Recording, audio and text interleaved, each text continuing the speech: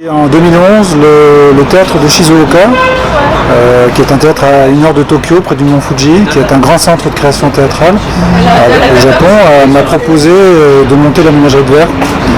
C'était une commande. Donc c'est pas moi qui ai choisi la pièce, je ne pensais pas un jour monter ce genre de texte, je pensais que ça ne m'intéressait pas.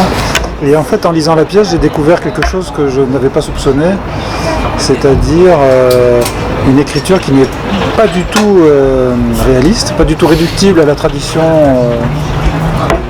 et au folklore, disons, qu'on a beaucoup attribué à Tennessee Williams.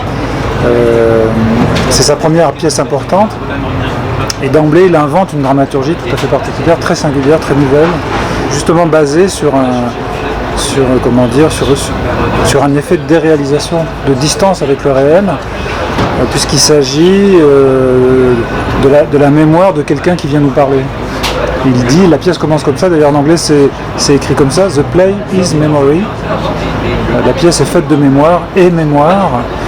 Et il dit, et dans la mémoire, tout peut être exagéré ou peut être éludé selon la charge affective, la charge émotionnelle qui est liée au souvenir. Donc mon projet de mise en scène, dès la version japonaise, reposait sur cette tentative de restituer ce que c'est qu'un espace intérieur, ce que c'est qu'une subjectivité, une conscience. Je me suis laissé guider par la pièce, puisque la pièce est quand même extrêmement claire, explicite. Une des didascalies qui pour moi a été révélatrice et qui m'a donné la clé de toute la mise en scène. Amanda, la mère, est à table et parle à son fils, qui est représenté par une chaise vide. Et c'est une scène, cette scène-là, donc la mère parle à son fils et lui dit comment il doit manger, comment il doit mâcher. Elle explique à son fils comment il doit vivre, et c'est assez insupportable. Et cette scène-là, qui est une sorte de vignette prélevée dans le passé, une réminiscence du passé, entre en interférence, en choc, le premier monologue du narrateur, de Tom, le fils, qui, au début du spectacle, vient parler au spectateur devant, c'est une proposition de Tennessee Williams, comme un présentateur, un speaker ou un présentateur de musical vient parler au public. Cette distance que Tennessee propose révèle le fait que dans ce monde scénique peuvent cohabiter différents types de réalités. La réalité immédiate, concrète, simple, contemporaine du comédien qui vient nous parler et une espèce d'effigie, disons, de restitution très transposée, très poétique et très folle de la mère parlant à son fils. Mais son fils n'étant pas dans la scène, au cours de la scène, il rejoindra sa place. Mais au début, il n'y est pas. Bon, ce décalage-là, ce dispositif littéralement que propose Tennessee Williams m'a vraiment intéressé. Les êtres, les figures sur le plateau n'ont pas toujours le même poids, pas toujours la même densité, et aussi bien dans leur parcours personnel que dans leur rapport avec les autres. Quelqu'un de tout à fait spectral peut entrer en dialogue avec quelqu'un de tout à fait concret. C'est ça le parti pris de la pièce et de la mise en scène. En général, un scénographe, on vient le chercher, on lui demande de venir travailler. J'en fais un peu moins, mais je continue quand même, oui, ça m'intéresse. J'ai pas du tout eu envie, quand j'ai commencé à faire de la mise en scène, j'ai pas eu envie d'arrêter la collaboration, la rencontre avec les univers des autres. On m'ouvre aussi à d'autres pensées. La mort dans notre métier, c'est quand même l'enfermement, l'autarcie. C'est assez intéressant de voir ce qu'on devient soi-même dans l'univers des autres. On a des visions, on rêve, c'est un peu notre métier d'avoir des visions, d'avoir des images qui nous passent par la tête. Pas forcément d'ailleurs des images dont on sait comment les réaliser, mais quand même, c'est un peu notre travail, mais c'est un travail qui n'est pas un travail, c'est une faculté que tout le monde contient, possède, tout le monde est capable d'avoir des visions, de rêver. Mon matériau à moi, mon carburant vital dans mon métier de scénographe, c'est la vision, c'est la sensation, c'est ce qui traverse l'esprit quand on est au contact d'une matière mentale, d'un rêve, d'une parole. C'est une sorte de lieu idéal, parce que ce n'est pas un lieu d'ailleurs, on a une salle, on a un bâtiment, des petits bureaux, mais ce n'est pas un lieu au sens de théâtre, de centre dramatique national, c'est vraiment d'abord une compagnie. Le studio Théâtre de Vitry, c'est une compagnie qui a été créée par Jacques Lassalle il y a un peu plus de 50 ans, Et c'est un cas assez unique d'une compagnie qui s'est dotée d'un lieu, dotée d'une salle. C'est Alain Olivier, des années plus tard, en 86, qui a trouvé un lieu vraiment très intéressant à Vitry et qui l'a fait rénover par Patrick Bouchin, un grand architecte qui a fait beaucoup d'équipements culturels. Et c'est un lieu à la fois très, très humble, pas très grand, très agréable, très favorable au travail, favorable à la concentration, un lieu très doux.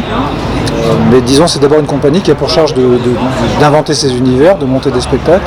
Et mon projet pour le studio de théâtre, c'était aussi d'accompagner d'autres compagnies, de porter un regard sur le travail des autres et de le soutenir autant que possible. Donc toute l'année, parallèlement à mes propres projets, on accueille des équipes, on est toujours producteurs, coproducteurs des projets qu'on accueille. C'est vraiment devenu une sorte de foyer de création. Ce n'est pas un théâtre, vraiment. C'est-à-dire on a un petit gradin, on peut accueillir un peu de monde, mais c'est un public assez limité. Notre vocation n'est pas que les spectacles soient joués chez nous longtemps. Ils sont présentés en général 4 fois, devant un public d'une 60aine de personnes. Mais c'est le point de départ d'aventures qui après doivent se prolonger ailleurs. C'est une sorte d'interface, de chaînon manquant entre la création vraiment de terrain et les réseaux nationaux. Un spectacle de Séverine Chavrier, Les Palmiers Sauvages, d'après Faulkner, qui était passé au théâtre de Montreuil. C'était un coup de cœur, j'ai adoré ce travail. Un coup de gueule par exemple, est qu'on ait pu laisser aussi longtemps le théâtre de la Colline sans direction. Inconséquent, lamentable, méprisant, destructeur, c'est une honte. Je sais pas, la première chose qui me vient à l'esprit, parce qu'on est en train de jouer en ce moment, c'est quand on lit certaines critiques, dans l'ensemble les critiques sont plutôt bonnes. Il y en a quand même quelques-unes, par des gens que j'estime d'ailleurs, qui sont vraiment complètement, qui n'ont vraiment pas compris le spectacle et qui l'atteignent un peu en l'attaquant, en le dénigrant. Et c'est bizarre, ça fiche quand même le blues. Je ne sais plus qui disait ça, mais c'est vrai, on se souvient toujours mieux des mauvaises critiques que des bonnes. Mais des fois, des bonnes critiques mettent le blues aussi, parce que certaines bonnes critiques peuvent être humiliantes, parce qu'on est compris d'une façon qu'on n'aime pas. Je me souviens d'une phrase de Gide qui dit « Mieux vaut être haï pour ce qu'on est qu'aimé pour ce qu'on n'est pas ». Des coups de foudre des gens comme ça que j'adore, il y en a plein. Ma vie dans le travail a commencé comme ça, avec des coups de bol, des rencontres par hasard. Ma première rencontre qui a changé ma vie et qui a fait que j'ai fait du théâtre, je pense, c'était dans la rue à Strasbourg quand j'étais étudiant aux Arts Déco.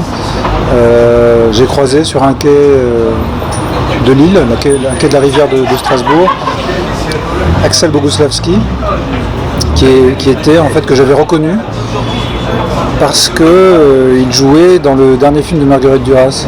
Il jouait dans Les Enfants, où il a le rôle principal. Et à l'époque j'étais fou de Marguerite Duras et j'adorais ce film, je l'avais vu plein de fois. Et de croiser cet homme que j'avais tellement admiré dans ce film, comme ça dans la vie, sur un quai de la ville où j'étais étudiant. J'étais très jeune, ça m'a foudroyé, c'était vraiment très important. Du coup je l'ai abordé, il a été extrêmement gentil et on est devenus amis. Et c'est lui qui m'a fait découvrir le travail de Claude Régis, parce qu'à ce moment-là il jouait au TNS, un spectacle de Régis. Et j'ai adoré, la découverte du travail de Régis a été très importante pour moi.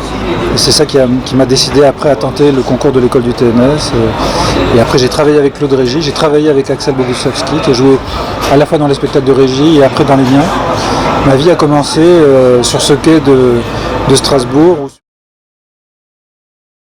J'ai dû en faire, on en fait tous, même des fois sans s'en rendre compte. Et puis je ne peux pas dire que j'en ai subi non plus tant que ça. J'ai été toujours très soutenu, très aidé. De temps en temps il y a des inspirations, mais on peut pas des coups de génie, je sais pas. Ça fait longtemps que ça a commencé. Au début, oui, je me fâchais beaucoup, je me mettais facilement en colère, mais moins maintenant. Toujours des coups d'essai. Je fais des spectacles extrêmement différents les uns des autres, même en scénographie ça change beaucoup. C'est comme ça que c'est intéressant. Les différents concours que j'ai passés, c'était des coups de tête, j'ai changé de destin assez vite, comme ça, des fois sur un coup de tête. comme d'être candidat à la direction du studio Théâtre de Vitry ou pour rentrer à l'école du TNS ou même pour rentrer aux Arts Déco. Ça a à chaque fois été des impulsions d'un coup comme ça. Après c'est pas non plus tous les 15 jours, hein, mais c'est possible.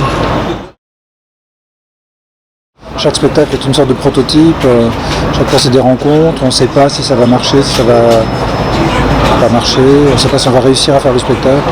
Donc du coup ça pose... on est quand même tout le temps dans l'imprévisible.